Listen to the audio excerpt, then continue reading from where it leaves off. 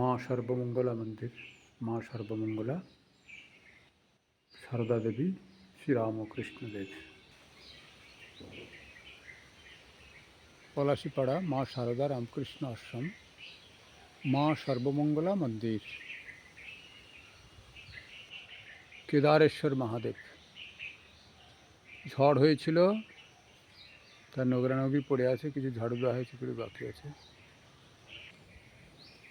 ওম স্থাপকায় চ ধর্মস্য সর্বধর্মস্বরূপিণে অবতার বরিষ্ঠায় রামকৃষ্ণায় তে নমঃ।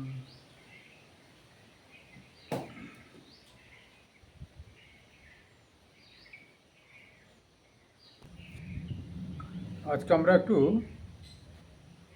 রামকৃষ্ণ গল্প কথা পাঠ করব, আলোচনা করব। রামকৃষ্ণ গল্প কথা আলোচনা করব। এখানে যারা আছেন এবং ইউটিউবের মাধ্যমে যারা শ্রবণ করবেন, সকলকে আমার আন্তরিক প্রীতি শুভেচ্ছা এবং সকলের কল্যাণ কামনা করি। আশ্রমে ঝড়ের পরেতে কারেন্ট নাই, ইলেকট্রিক অফিসে বলে বলেও সুরাহা হয়নি। এখানে কয়েকটা ঘর, আশ্রম, একটা মন্দিরও আছে, তা সে একটি তার ছিঁড়ে গেছে, সেটি ছাড়াচ্ছে না। অন্ধকারের ভিতরে লোকের ঘরে মোবাইল চার্জ দিয়ে সে মোবাইলের আলোতে পাঠ করছি, সেই জন্য একটু কম আলো হবে। আপনারা একটু চোখটা কষ্ট বেশি করে একটু দেখবেন আর শ্রবণ করবেন। আজকে প্রথম গল্প হচ্ছে ব্রহ্মজ্ঞানীর লক্ষণ। তাহলে আজকের প্রথম গল্প হচ্ছে ব্রহ্মজ্ঞানীর লক্ষণ। এক বাপের দুটি ছেলে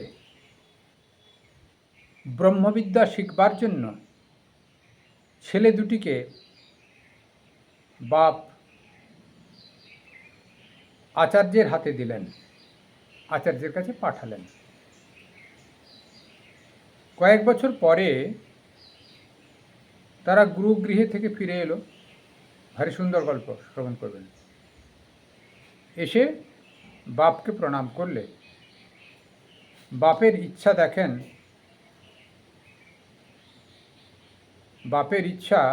দেখেন, এদের ব্রহ্মজ্ঞান কীরূপ হয়েছে।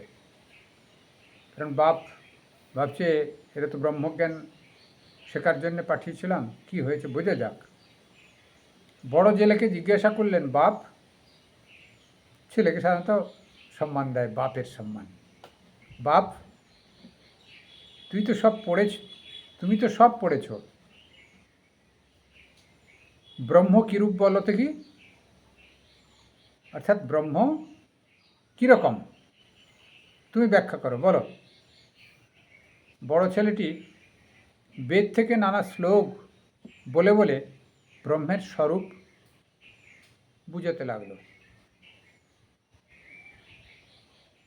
আর বাবা চুপ করে আছেন। যখন ছোট ছেলেটিকে জিজ্ঞেস করলেন, বাপ তুই বলতো কেমন শিখেছিস, ব্রহ্মজ্ঞান কেমন হয়? ছোট ছেলেটি হেড মুখে চুপ করে রইল, মুখে কোনো কথা নাই। বাপ তখন প্রসন্ন হয়ে ছোট ছেলেকে বললেন, বাপু তুমি একটু বুঝেছ ব্রহ্ম কি বস্তু। ব্রহ্ম যে কি তা মুখে বলা যায় না। ভারী সুন্দর, দেখুন। এরকম একটি গল্প আগের গল্প কোনো একদিন বলেছিলাম, হয়তো গল্প কথামৃত পাঠ করতে কি বা গল্পের সঙ্গে। জ্ঞান হলে সে চুপ হয়ে যায়। সে গল্পের সঙ্গে বেশ মিল আছে। একটি মেয়ের সদ্য বিয়ে হয়েছে, শ্বশুর বাড়ি থেকে ফিরে আবার বাপের বাড়িতে এসছে, অষ্টমঙ্গলা কাটাতে না কি বলে সব, যাই হোক আমার অতটা জানা নেই। কয়েকদিন পরে গিয়ে আবার ফিরে এসছে। তা ছেলেদের সঙ্গে গ্রামেরও কিছু ছেলে একসঙ্গে বসে আছে সদরেতে।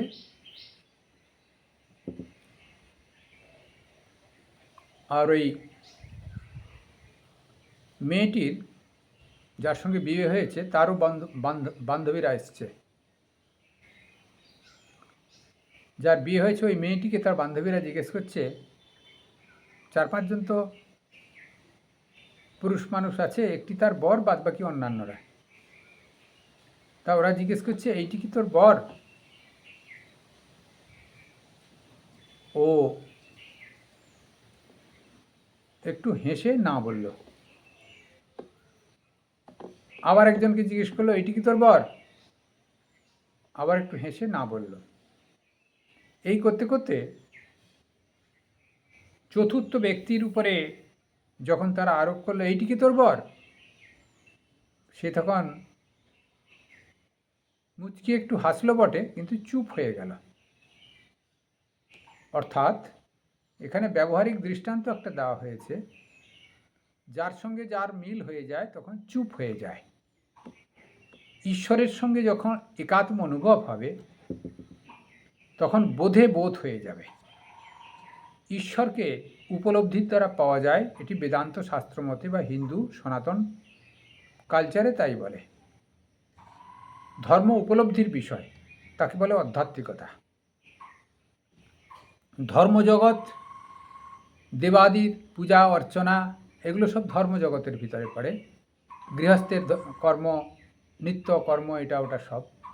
কিন্তু যখন উপলব্ধি হয়ে যাবে, বিশ্বাস দৃঢ়তা হয়ে যাবে, ঈশ্বর ছাড়া আর কিছু নাই, তখন আধিদৈবিক ভাব আর থাকবে না, তখন আধ্যাত্মিক ভাব আসবে। অর্থাৎ ঈশ্বর আমি এক, বোধে বোধ হয়ে যাবে। তখন আলাদা সত্তা নাই, কে কার সঙ্গে কথা বলে, আলাদা সত্তা নাই কার সমালোচনা কে করে, আলাদা সত্তা নাই চাওয়া পাওয়া কিছু হবে। সেই জন্য এখানেও তাই বলছেন, যখন জ্ঞান হবে সে চুপ হয়ে যাবে। বড় ছেলেটি কিন্তু চুপ হয়নি, বিভিন্ন শাস্ত্রের দৃষ্টান্ত দিয়ে বাবাকে বোঝাতে চেষ্টা করল। আর বাবা ছিলেন উপলব্ধিবান পুরুষ, তিনি ছোটকে সেই জন্যে ওটাকে থামিয়ে দিয়ে ছোটকে জিজ্ঞেস করলেন, গুরুগৃহ থেকে ফিরে এলে তোমার ব্রহ্মজ্ঞান কি হয়েছে, ব্রহ্ম কি বস্তু বলো। ছোট ছেলে হেড মুখে চুপ করে রইল। অর্থাৎ তার উপলব্ধি হয়েছে, বোধে বোধ হয়েছে। ব্রহ্ম কি বস্তু সেই বোধে মশগুল হওয়ার পরে আহার, নিদ্রা, অন্যান্য যে সকল ইন্দ্রিয় কর্ম আছে সেগুলি সব বন্ধ প্রায় হয়ে চুপ হয়ে গেছে। সেই জন্যে ঈশ্বর উপলব্ধির বিষয়। ঈশ্বর বাইরের জগতের, ব্যবহারিক জগতের নাড়াচাড়ার বিষয় নয়। বাইরের জগতের জিনিস নাড়াচাড়া করতে করতে ঘ্রাণ বেরোয়, মা বলেছেন ফুল নাড়াচাড়া করতে করতে ঘ্রাণ বেরোয়। ঘ্রাণটা হচ্ছে উপলব্ধির বিষয়। ধর্মশাস্ত্র নাড়াচাড়া করা হবে, অধ্যয়ন করা হবে, কিন্তু উপলব্ধি ঈশ্বরের সঙ্গে হবে তার নিজস্ব একটা অনুভূতির ব্যাপার, সেটি ঈশ্বর, সেটি হচ্ছে আধ্যাত্মিকতা। সেই জন্যে জ্ঞানীর লক্ষণ হচ্ছে উপলব্ধি করা। জ্ঞানীর লক্ষণ বোধে বোধ হওয়া, চুপ হয়ে যাওয়া। অর্থাৎ কারুর সঙ্গে স্পার্কিং করবে না, দ্বন্দ্ব করবে না। দ্বন্দ্বরাহিত্য, ঈশ্বর দ্বন্দ্বরাহিত্য, তন্ময় ভাব এসে যাবে। তা সেখানে ব্রহ্মজ্ঞানীর লক্ষণ হচ্ছে কি, তন্ময়ভাবে চুপ হয়ে যাওয়া। এটি ছোট ছেলেটির হয়েছিল, বড় ছেলেটির হয়নি।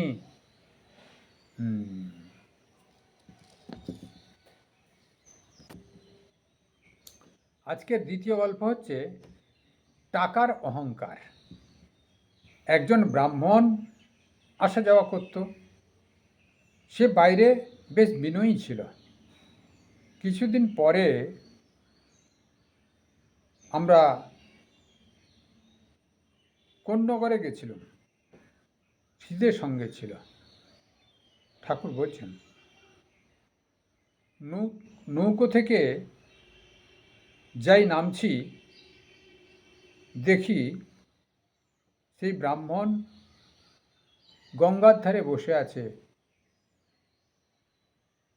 বোধ হয় হাওয়া খাচ্ছিল। আমাদের দেখে বলছে, কি ঠাকুর? বলি, কেমন আছো? কেমন? তার কথার স্বর শুনে আমি হৃদয়কে বললুম, ওরে হৃদয়, এই লোকটার টাকা হয়েছে, তাই এই রকম কথা।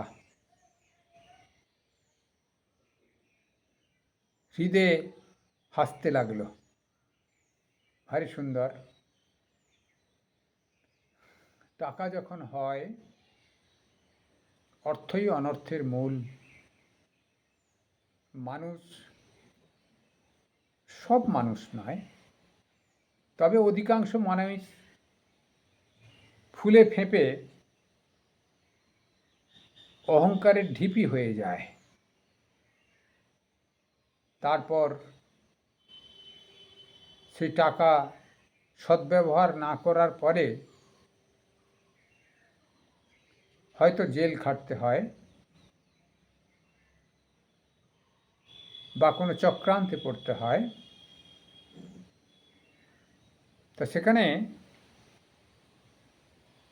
টাকা বেশি হলে তার সদ্ব্যবহার করবার উপযোগী লোককে যদি ভগবান টাকা দেন, বা সদ্ব্যবহার করবার উপযোগী লোক যদি টাকা পায়, তা হজম করতে পারে। আর তা নাহলে অযোগ্য লোকের হাতে যদি টাকা পায়, সে উচ্ছৃঙ্খল হয়ে যাবে। সেই জন্যে শ্রীরামকৃষ্ণদেব অবতার পুরুষ, আমি ধরে নিলাম অবতার পুরুষ হোক নাই হোক, তার কাছে একটি সাধু বিশেষ তো হবেই। তা তাকেও এরকম করে তাচ্ছিল্য করে বলতে নাই।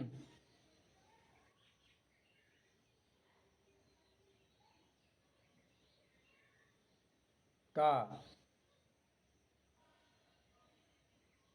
এই লোকটার টাকা হয়েছে, তাই এরকম কথা। হৃদয় হাসতে লাগলো। তা দেখুন, ঠাকুরকে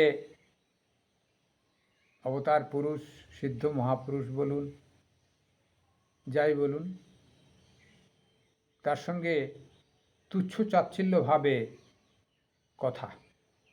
আমাদের রাজনৈতিক নেতা নেত্রীরাও এরকম আজকাল সাধুদের, কত বাংলার প্রশাসনে যারা ছিলেন তারাও করত, এখন প্রশাসনে যারা আছেন তারাও সাধু সন্তদের তাচ্ছিল্য করছে। ইলেকট্রিক অফিসার এখানে অফিসে বসে আছে, 3 দিন ইলেকট্রিক নাই বলাতেই সাধু রেগে যাবে কেন? তা আমি একটু রাগ ভাগ পোষণ করলাম ফোনেতে। তা অন্য মহারাজ আপনার থেকে ভালো, তাহলে কার ভালো মন্দ শোনার দরকার নাই। B and make. 3 দিন হয়ে গেল, তা 48 ঘন্টা ওভার হয়ে গেছে, একটা কারেন্টের লাইন জুড়তে পারছো না। ইলেকট্রিক বিল নেওয়ার সময় যথেষ্ট বাড়িয়ে বাড়িয়ে তোমরা বিল করো, আর সময় একটু পরিষেবা দিতে পারছো না, আরও সাধু কেন বললো তোমার গায়ে লাগছে। এই হচ্ছে জগৎ, এই হচ্ছে টাকার গরম। আমরা মাতুকরি করে খাই, আশ্রম দেখি, পরিচালনা করি, সমাজের কল্যাণ সাধনের চেষ্টা করি, আর এদের হচ্ছে মান ফুরালে টাকা নেবে কিন্তু কাজ করবে না। এই জগতের নিয়ম হয়ে দাঁড়িয়েছে। তা সেই জন্যে টাকার অহংকার অত্যন্ত খারাপ জিনিস। অর্থই অনর্থের মূল। একটা ব্যাঙের একটা টাকা ছিল, গর্তে তার টাকাটা ছিল। একটা হাতি সেই গর্ত ডিঙিয়ে গেল। তখন ব্যাঙটা বেরিয়ে খুব রাগ করে হাতিটাকে লাথি দেখাতে লাগলো, আর বললে, তোর এত বড় সাধ্য যে আমায় ডিগিয়ে যাস, টাকার এত অহংকার। উপযুক্ত ব্যক্তির হাতে টাকা পড়া এক, অনুপযুক্ত ব্যক্তির হাতে টাকা পড়লে টাকার অহংকার শ্রীবৃদ্ধি হয় এবং দু এক পুরুষ যেতে না যেতেই একটু ডাউন হয়ে যায়, ধ্বংস হয়ে যায়। কারণ অহংকারী ব্যক্তির টাকা বা লক্ষ্মী থাকেন না, লক্ষ্মী চলে যাওয়ার সম্ভাবনা বেশি থাকে। তো সেই জন্যে টাকার অহংকার করতে নাই। টাকা হলেই ব্যাঙ হাতিকে লাথি দেখাবে, আর টাকা হলেই সাধু সন্তকে অপদস্থ করবে বা তাকে মান্যতা দেবে না। সেই জন্যে খুব বেশি টাকা বা টাকার অহংকার পতনের মূল কারণ। সেই জন্যে আমরা কেউই টাকার গর্ব করব না, টাকার অহংকার করব না, এইটি আমরা শ্রবণ করব এবং প্রতিজ্ঞা করব। কল্যাণমস্তু। সর্বে ভবন্তু সুখিনঃ, সর্বে সন্তু নিরাময়া, সর্বে ভদ্রাণি পশ্যন্তু মা কশ্চিৎ দুঃখমাং ভবেৎ। কারেন্ট নাই, খুব গরম লাগছে, সেই জন্য তাড়াতাড়ি শেষ করে দিলাম। আর একটু ফুল তোলা আছে, তারপরে পরে আবার সন্ধ্যের সময় দেখা যাক, অন্য জায়গায় চার্জ দিতে হবে নাকি। জয় ঠাকুর, জয় মা, জয় স্বামীজি। কল্যাণমস্তু, কল্যাণমস্তু, কল্যাণমস্তু।